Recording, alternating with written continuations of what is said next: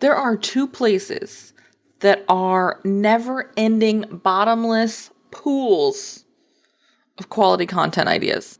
Today we're going to talk about what they are, and more importantly, how to be using them. Welcome to the More Profitable Podcast with Stacey Harris. I'm Stacey, and this is the spot to learn more about the strategies, tactics, and tools you need to build your more profitable podcast. My team and I work every day with podcasters like you to shift shows from frustrating time sucks to productive members of your sales team, because your show should be built to generate and convert leads. So let's get into it. You may have heard earlier this year, I started experimenting with TikTok, and I have a great time on TikTok. I have absolutely generated some really cool conversations and even client relationships thanks to TikTok. And there's one thing, well, there's probably more than one thing, but there's one thing that I want to talk about today that drives me bananas on TikTok.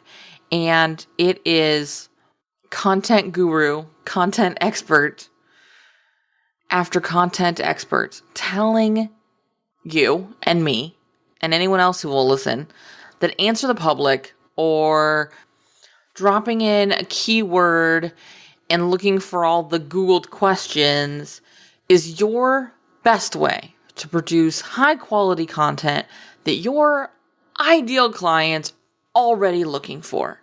And that is nonsense. Absolute nonsense.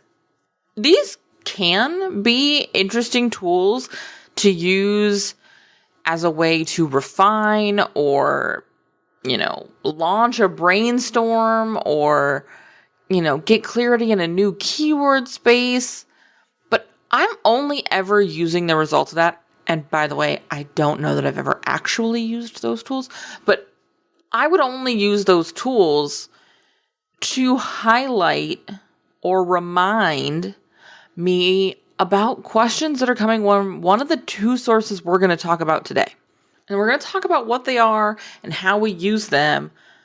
But I want you to notice, and I'm going to affirm this a few times, that there is a specific order in which we use these and a prioritization that's going to be incredibly important.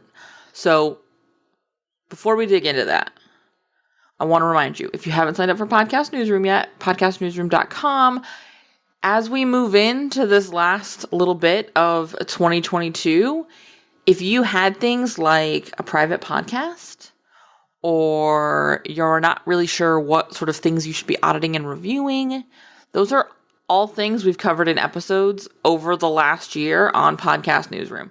So head over to that space, make sure you're signed up, podcastnewsroom.com, and listen in on those episodes. I have had a couple of people reach out recently about the private podcast episode specifically because they're looking to add that to their program, mastermind, whatever it may be, use it as an opt-in in 2023, and they weren't really sure how to do that. We talk a lot about the tech we use and our process and what we do when we create those over on that show. So go listen to podcastnewsroom.com. Let's dig in. Let's talk about my first favorite way to get content ideas. My first favorite way to get content ideas, my first favorite way to have a firm understanding, a real life understanding of what my clients are talking about, how they're talking about the work I do, what benefits they feel, what wins and takeaways they have, is I freaking ask them. I know. It's crazy. Before you go to Answer the Public and you put in a 2-word keyword that is a super generalization of what you do, like business coach, and then start creating content around the 47,000 questions that come up that are like, what is a business coach? How is a business coach? Where is a business coach? Talk to your clients. Start using their words. Start answering their questions. The reason I like to go to my clients first is because they're already paying me. So that's an ideal client. Now, obviously, there's more nuance in that. They're already paying me because they're ideal clients, not their ideal clients because they're already paying me, but we already have a relationship. We're already working together. So when we go through, say, our quarterly calls, where once a quarter I sit down with each and every one of our clients and guess what? Answer their questions. I'm making notes. I have a page open in my Good Notes on my iPad and I'm writing down the questions. And in some cases, many cases, I'm just putting little like dash marks, sort of like ticks, where it's a repeat question. How do I prioritize that list? Guess what? It's the questions that were asked the most frequently that I start with, and then I move through to the bottom of the list. I know, it's bananas. But this means that I'm able then to go create TikToks, record episodes of the show, pitch podcasts to other hosts, pitch speaking engagements for major events, using content my ideal client definitely cares about. Questions they absolutely have. Best part, in their words, exactly how they want to ask it, exactly how they're thinking about it, with the nuance I need already built in. So if you're a coach, or you're a consultant, or you are delivering a service, you should be making sure you have eyes on some kind of list of questions you get asked again and again and again. And what I love about this specifically is it also helps me identify seasons. And this is one of those benefits of doing what you do for a while. We have shows that we have produced for our clients for 2 and 3 and 4 years. We have a client who we're currently in year 5 of production with this same client on the same show. And so it's really easy now for me to identify where we are in the year based on the questions we're getting, based on the conversations we're having. Where are you having the same conversations across clients around the same time of year? Our September calls always have a question about stats. Always. Because almost every show has a little bit of a dip in August. I don't know what it is. Every show we produce. And in fairness, I'd say 25% of our clients take not insignificant amount of time off in August. They're taking time, they're going on vacation. That's a great indicator of what's happening to their listenership too. They're also going on vacation. They're also stepping back. We also see this dip in December. People are off for holidays. People are closing out their year. Whatever it may be. But there's a little bit of a dip. And because I've seen this long enough, I know what questions happen sort of seasonally in general. And so it becomes really easy for me to, in advance, prepare content. You'll notice that with some of the episodes we have coming up on this show. In December, you and I are going to sit down and we're going to talk about setting annual podcast goals. You know why? Because right now, in November, as I'm sitting down and building Q1 strategies with our clients, we're talking about what do we want to do with their show next year? We're talking about what have we seen with your show? How's it feeling? What are you hearing on sales calls? What are some of the themes you heard this year that we want to make sure we have line of sight of for next year? Where can we get ahead of, oh, I know this is going to dip here, so what can we do to repurpose? What can we do to double down our marketing efforts? What can we do to get ahead of that? Do we need to time some promotions differently so that we don't just end up dumping a promo in a place where we don't get a lot of attention? And so these conversations help dictate forward content. I'm able to get even further ahead strategically when I start looking at these on an ongoing basis and observing the bigger picture across clients. And that's what I want you to do. I want to shift gears now. I want to talk about the second favorite way to get content ideas. And this is really, for me, specific to building sales assets. When I'm looking at what do I need to do to sell this offer, I'm looking at really what do you need to know if this is the right offer for you? What information do you need to have so that you can say yes or no? I want you to notice, just a little sidebar here, I want you to notice I didn't say, what do I need you to know to buy? Because for me, that's where sort of the rub comes in. I don't need you to know stuff to buy. I need to give you information to know whether or not to buy. Because some of the most important work this show does is tell people who are not you that this is not the place for them. That this agency isn't going to be a good fit if it's not going to be a good fit. I want my content to upfront be helping me qualify my leads so that when I get on a sales call with you and you and I are having a conversation, you and I are both just doing a like, cool, everything has worked? Not trying to figure it out, but confirming it.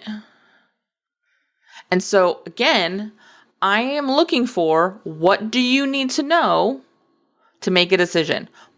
That decision very well may be no. It's just as important as that I give you the information to make it a no as it is that I give you the information to make it a yes. And so how do I get that information? Where do I figure that out? Especially that information where I'm looking at wanting to help those no's become no's. That's probably not going to be in my client conversations because those people aren't making it into working with me as a client. They're jumping off the boat at the latest at a sales call. So I need to be looking at my sales calls. What are the questions that I get in sales conversations? What are the emails I get in response to the sales emails I have going out? What are the DMs I get on Instagram? What are the questions I'm getting on TikTok around an offer or in my DMs around what working with us looks like, or even some philosophical, I'm going to call them, questions around how we think about shows and the kind of shows we produce. That is a really important one for us because we don't produce any kind of podcast. We produce a very specific kind of podcast. We produce expert-led podcasts built to convert into sales. So these are expert-led, brand-driven podcasts. Your goal here is to sell a product, a service. It's not to get X amount of listeners so that you can sell ad space or whatever the case may be, or merch or whatever. It's you're building content to sell something. You're not building content as an offer. And so I need to be really clear about that in our content. I need to be speaking to that specificity. I need to be speaking to the, I'm going to use my favorite word, nuances that you and I have as the kind of podcasters we are, instead of all podcasters ever. There's a lot of them, and that sounds exhausting. I want to work with the kind of shows that we work with because these are the kind of shows I like. These are the kind of shows I produce.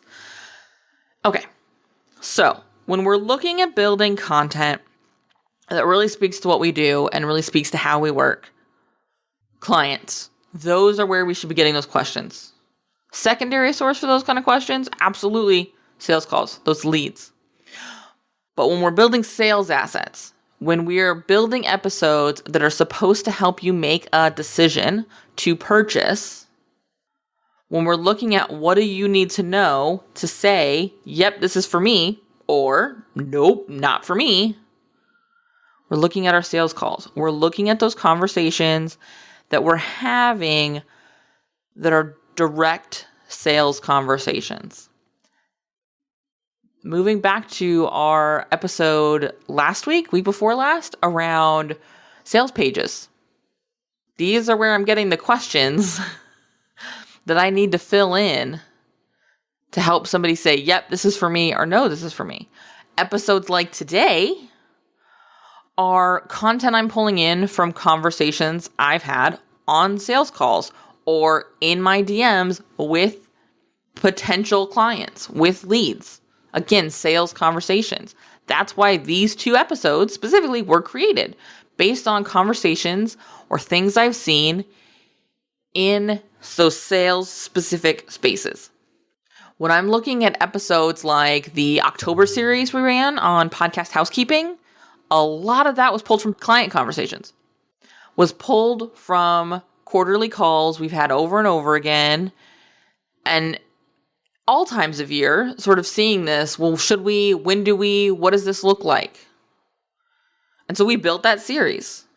Those are actionable examples that you can go and listen to that were all pulled from real life interactions with real life people who were either already paying me, going to pay me, or helped them decide not to pay me. But it wasn't a general Google search. It wasn't Answer the Public. It wasn't a random list of must create content ideas. It wasn't somebody's opt-in with 100 different podcast episodes you must record. Because none of those are going to get you in front of and speaking to the people who want to pay you. And that's the goal of our shows. That's the goal of my show. That's the goal of your show. Is to support the people who want to raise their hand and be supported by you. I'm going to just quietly step off my soapbox, slide it back under my desk, and we're going to wrap this up. If you'd like some help doing this, by the by, these are the exact kind of conversations we had in October with our podcast strategy intensive clients. So if you want to book one of those, there are spots open for January.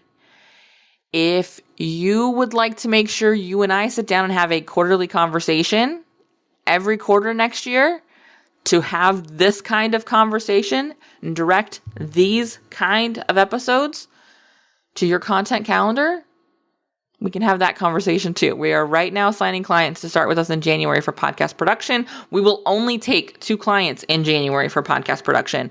So whoever starts working with us in January will likely be signed in November or December. So reach out. Let's have a conversation. Let's talk about what's next for you and your show in the next year. And let's build in these kind of things for you. Remember, we start every single client contract with a 90-minute version of that quarterly call as our onboarding and kickoff call. And so we could be having this conversation in January, either through a podcast strategy intensive or through our kickoff call. So uncommonlymore.com to find out both of those options and to choose which one works for you right now. Thanks so much for listening to the show. Remember that content consumption does not make changes. So commit to doing something from today's episode. Maybe it's taking action on what we talked about. Maybe it's reaching out to me and learning more about podcast strategy intensives or what podcast production looks like with our team. All of that is over at uncommonlymore.com. And if you haven't yet signed up for the podcast newsroom, I want to remind you that is a great next step. If you're not really sure what comes next, hang out over there. Get those exclusive private episodes. That's over at podcastnewsroom.com. And the last favor I will ask, because social proof is endlessly important for sure, is to leave a rating or review for the show. If you go to ratethispodcast.com/more, that's the easiest way to do it. But I would love to hear what you thought of the show, what you think of the show, and if the show has been helpful for you. I can't wait to chat with you. So this is just the start of the conversation. Reach out so we can keep it going. Talk soon.